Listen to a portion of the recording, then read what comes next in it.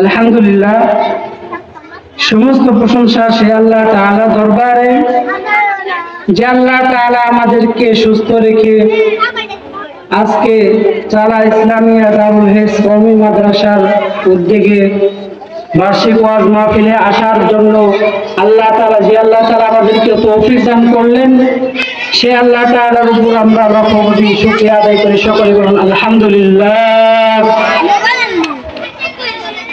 সমস্ত প্রশংসা আল্লাহ তাআলার জন্য। যে বান্দা আল্লাহ তাআলার নিয়ামতের শুকরিয়া আদায় করবে, আল্লাহ তাআলা তার নিয়ামতকে বাড়িয়ে দিবেন।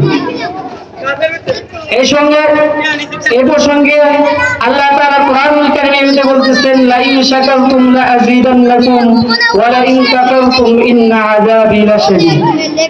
যে বান্দা তোমরা আমার নিয়ামত পাওয়ার পর তোমরা আমার শুকরিয়া আদায় করো, যদি আমার শুকরিয়া আদায় করো তাহলে তোমাদের নিয়ামতকে আমি বাড়িয়ে দেব।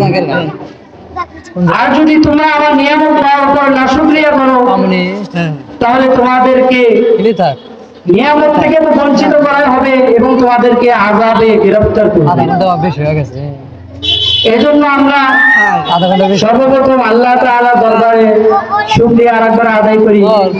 সকলেই জবান করে বলুন আলহামদুলিল্লাহ। আধা ঘন্টা টাইম, আধা ঘন্টা বেশি।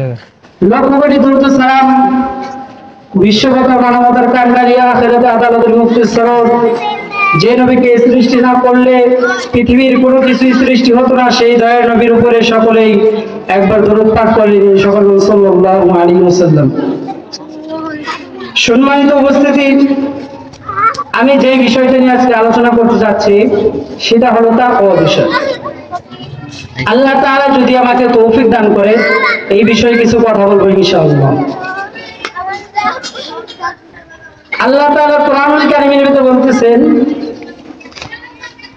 ইয়া আইয়ুহাল্লাযীনা আমানুত্তাকুল্লাহ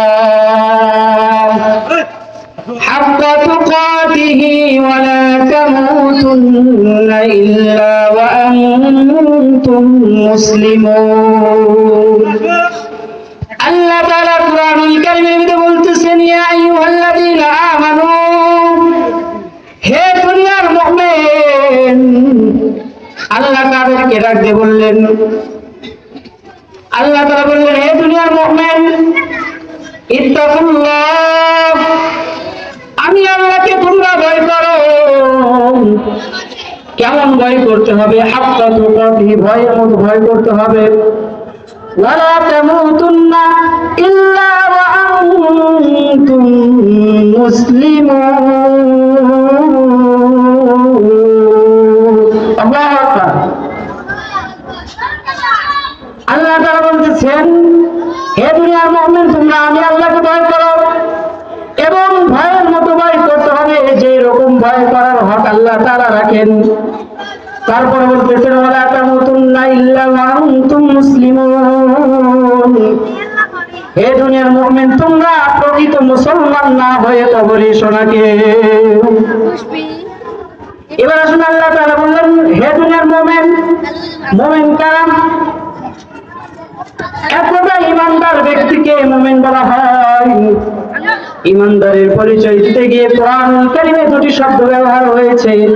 এক নাম্বার হলো গায়েব, আর এক নাম্বার হলো বিশ্বাস। গায়েব এবং বিশ্বাস কি?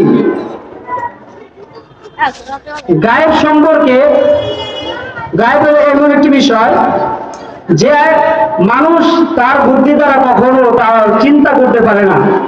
যেমন আল্লাহ তাআলার অস্তিত্ব কেউ, কোনো মানুষ চিন্তা করতে পারবে না।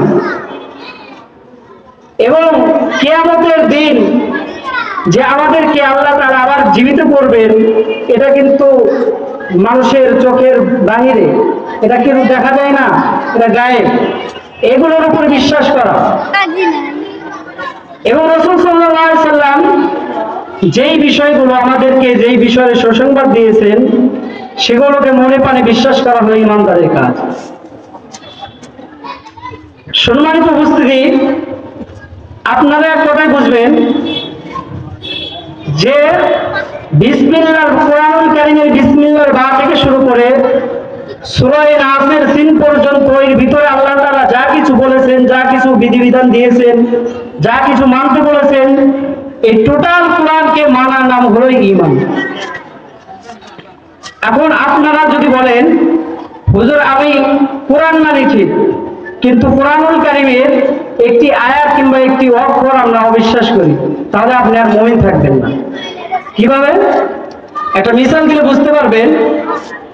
যে পৃথিবীতে মানুষের শরীর নাপাক হওয়ার জন্য ধরেন 15 রকম আইটেম আছে, যেমন মানুষের পেশাব, মল ইত্যাদি, মানুষের শরীর থেকে যে বের হয় পুজ, এগুলো যত রকম নাপাকের আইটেম আছে, আপনারা বলুন যে মানুষের শরীরটা নাপাক হওয়ার জন্য এই 15 রকম আইটেমই রাখতে হয়, নাকি একটি লাগলেই নাপাক হয়ে যায়?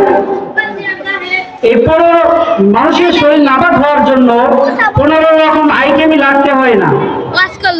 এই 15 রকম আইটেম নাপাকের ভিতর থেকে কোনো একটি নাপাকের যদি মানুষের শরীরে লেগে যায়, তাহলে তার শরীরটা নাপাক হয়ে যায়, ঠিক কিনা? তেমনি ভাবে কোনো ব্যক্তি মুমিন, সে মুনাফিক হওয়ার জন্য পুরো কোরআনকে অবিশ্বাস করতে হয় না। কেউ যদি কোরআনুল কারীমের একটি আয়াত, একটি অংশ বিশ্বাস করে, সে বেঈমান হয়ে যাবে। তাহলে আমরা বুঝলাম যে ঈমানদার কাকে বলে। এবার আসুন আল্লাহ তাআলা যে বললেন, হে দুনিয়ার মুমিন, তোমরা আমি আল্লাহকে ভয় করো, হাক্কা তুকাতিহি, এবং ভয়ের মতো ভয় করো। রাসূল সাল্লাল্লাহু আলাইহি ওয়াসাল্লাম হাদিস শরীফের ভিতরে বলছেন, ইত্তাকুল্লাহ, তাকওয়া শব্দের অর্থ হলো ভয়। রাসূল কারীম সাল্লাল্লাহু আলাইহি ওয়াসাল্লাম বলতেছেন, আত্তাকুয়া হাহুনা, আত্তাকুয়া হাহুনা, আত্তাকুয়া হাহুনা। তাকওয়া শব্দের অর্থ হলো অন্তরের ব্যাপার, চোখে দেখা যায় না। যেমন ইসলামের ভিত্তি রাখা আছে 5টি জিনিসের উপর: কালেমা, নামাজ, রোজা, হজ, যাকাত। এবার আপনারা বলুন, মানুষ যখন নামাজ পড়ে দেখা যায় কি দেখা যায় না? দেখা যায়। মানুষ যখন হজ করে তাও দেখা যায়। মানুষ যখন যাকাত দেয় তাও দেখা যায়। মানুষ যখন কালেমা পড়ে তাও দেখা যায়। এবার আপনারা বলুন, মানুষ যখন রোজা রাখে, রোজা কি দেখা যায়? না, রোজা দেখা যায় না। কারণ আল্লাহ তাআলা কোরআনুল কারীমের ভিতরে বলতেছেন, ইয়া আইয়ুহাল্লাযীনা আমানু কুতিবা আলাইকুমুস সিয়াম কামা কুতিবা আলাল্লাযীনা মিন ক্বাবলিকুম লাআল্লাকুম তাত্তাকুন।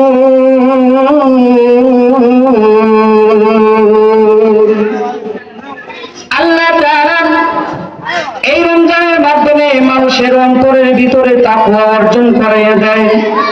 এই জন্য আল্লাহ তাআলা বলছেন, ইয়া আইয়ুহাল্লাযীনা আমানু কুতিবা আলাইকুমুস সিয়াম। সিয়াম শব্দের অর্থ হলো রমজান। আল্লাহ তাআলা এই রমজানের দ্বারা মানুষের অন্তরের ভিতরে তাকওয়া অর্জন করাইয়া দেন। সম্মানিত উপস্থিতি, তাহলে বুঝলাম যে তাকওয়া এটা কি জিনিস। এই তাকওয়া শব্দের অর্থ হলো ভয়। আল্লাহ রাসূল বলেছেন, এটা চোখে দেখা যায় না। এজন্য এই জামানায় কিছু মানুষ আছে, তাদেরকে যদি বলা হয় যে ও ভাই, আপনি কেন নামাজ পড়েন না? আপনার ভিতরে কি আল্লাহর ভয় নেই, আল্লাহর তাকওয়া নেই? সে জবানে কি বলে জানেন? যে আমরা নামাজ পড়ি না, তাতে কি হয়েছে? আমাদের অন্তরের ভিতরে যে তাকওয়া আছে, সেটা আমাদের অন্তরের ভিতরে যে তাকওয়া আছে সেটা মজবুত আছে।